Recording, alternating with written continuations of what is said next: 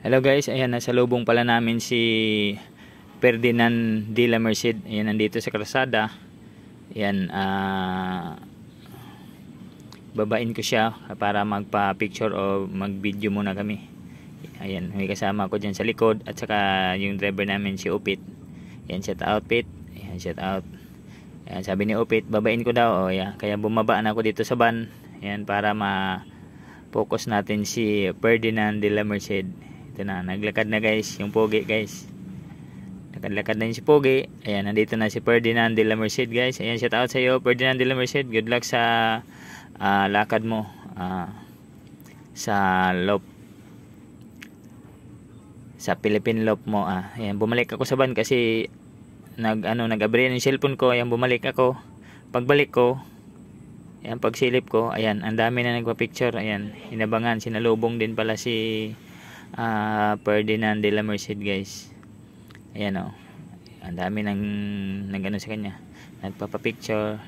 Ayan, yung kasamahan ko gusto din magpa-picture. Ayan, pinicturean siya ng kasamahan ko din.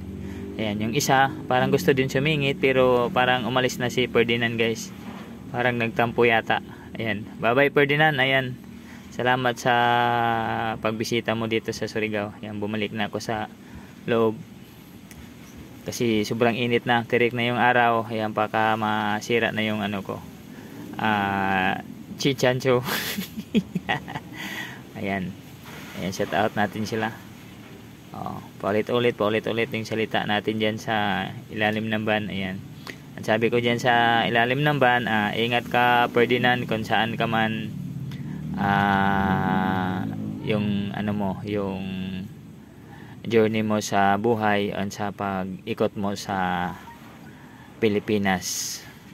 O, di ba? Ayan, ingat Ferdinand de la Merced.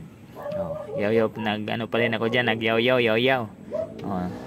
Kaya nag-bus over lang ako diyan kasi may tugtog kasi sa ilalim ng van. Ayan, nagpatugtog kami ng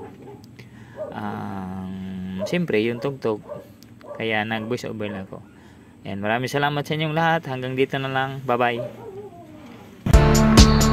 Ano pa hinihintay nyo? Pag-like na, share, comment. Yun lang.